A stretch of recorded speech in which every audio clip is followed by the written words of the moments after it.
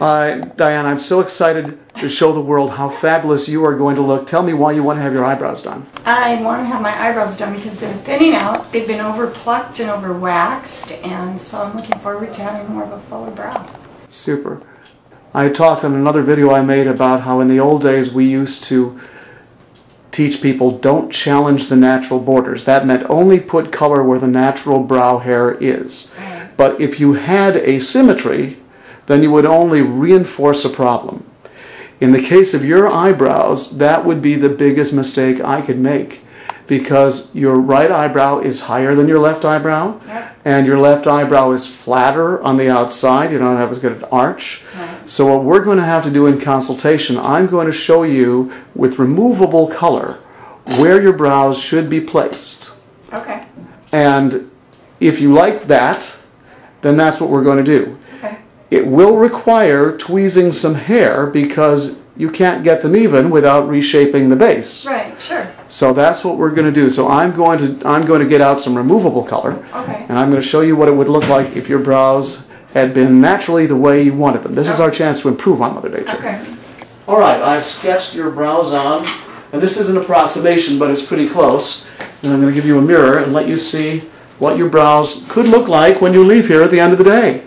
Oh, wow. What do we think of that? I like it. That's what I like to hear.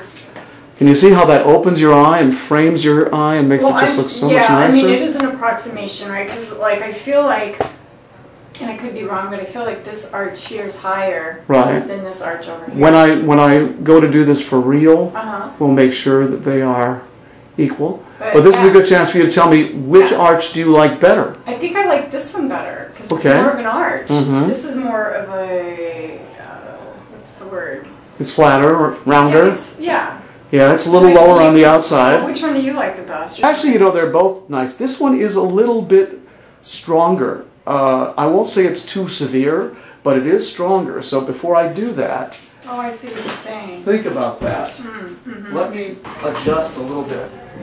Once I understand what you want, it's easy for me to do. Mm-hmm. A lot of people who come from non-art, non-beauty backgrounds have a harder time adjusting or matching what they say they're going to do with what they're actually going to do.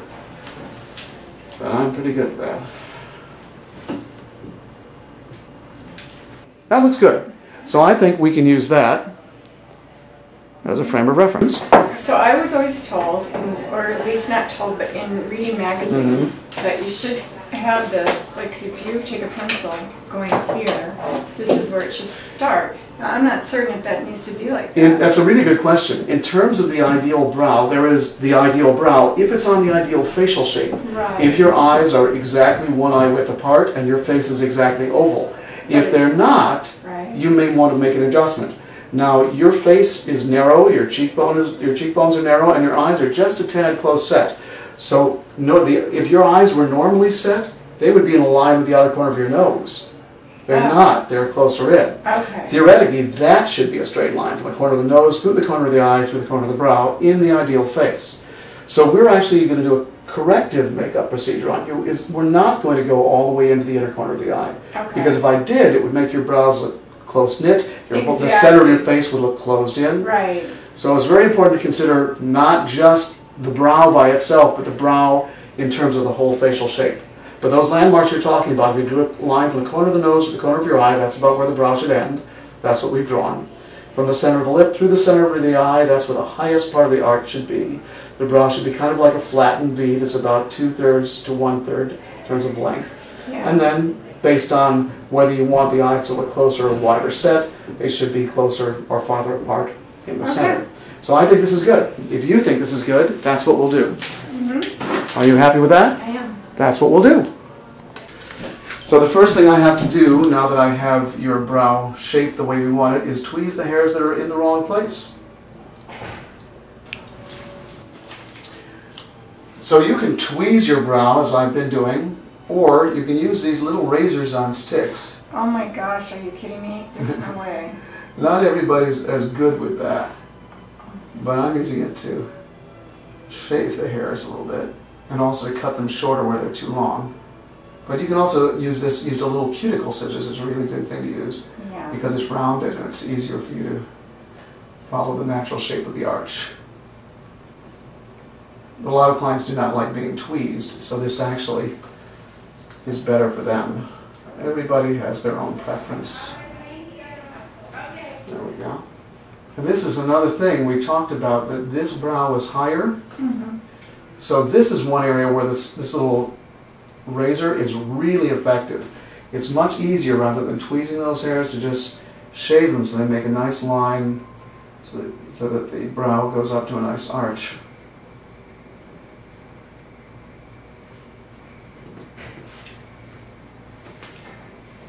That's better. Okay.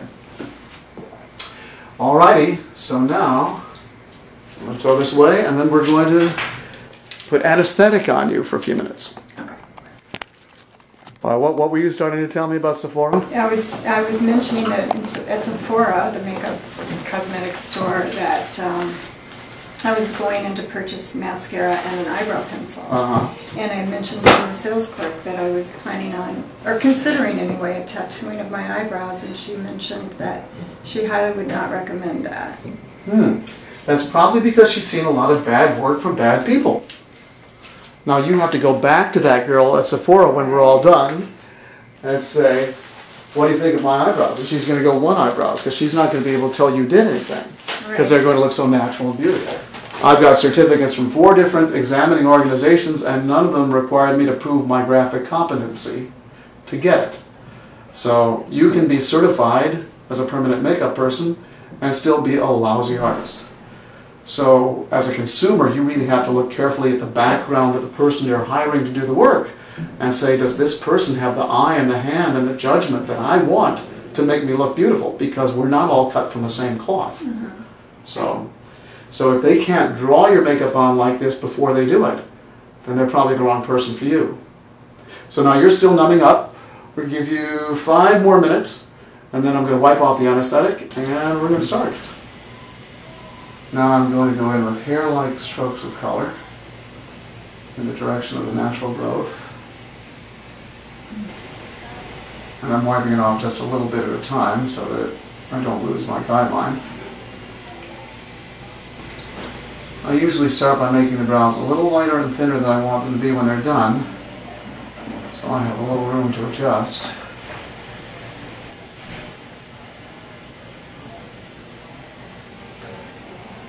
You'll notice that we are doing you sitting up.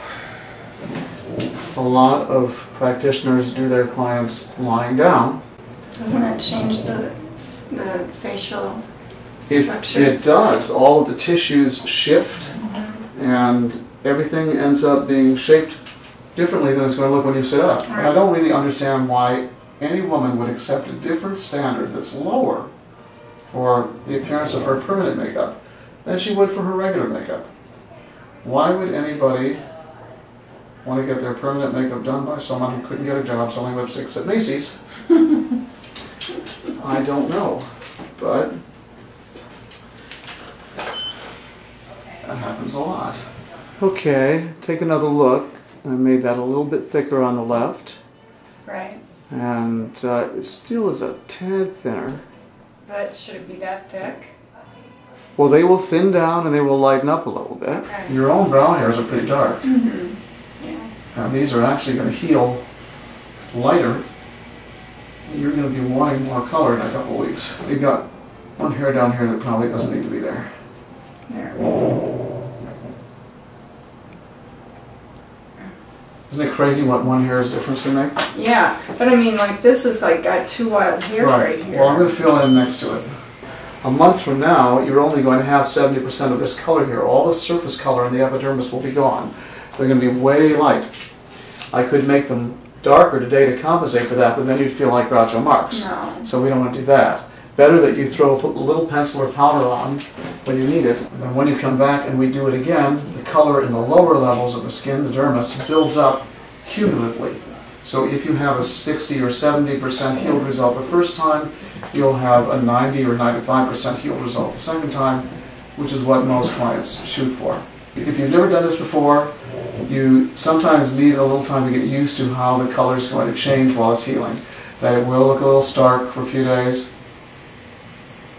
and you're going to come back in a month and we'll put you on tape at that time. You're going to say, oh, I can't believe how much lighter they got. You were so right, blah, blah, blah, blah, blah. So, it is a process. Okay. It's not a magic wand. I have a colleague who keeps a magic wand from Disney in her drawer, and every time a client wants something, she will, oh, this is what you want. Magic wand, you know. But I think they look really good now. Some of that inflammation just settled down a little bit by waiting. And they match your hair really nicely. They look pretty good. Yeah, they do. They do. All right, so I tell you what we're going to do now is we're going to use the low-level laser on them, and then we're going to look at them again. And but they look really good. This is my low-level laser. Reduces pain, reduces inflammation, speeds healing, antibacterial, reduces redness, increases blood flow, increases collagen production. It's a magic wand. This is the real magic wand. So, and you'll see when we stop with this laser that all of a sudden the brows are not going to look as dark because it reduced the inflammation underneath the pigment. Oh. All right, look in the mirror and tell me what you think.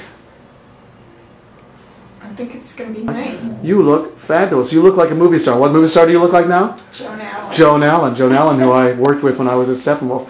How was that? Was that comfortable enough? That wasn't... It wasn't painful. That's what we want people to know. No. Are you happy you did this? I'm happy I did it. What would you tell Excited. people who are thinking about doing permanent I'll makeup? tell them to go for it. Cool. Absolutely.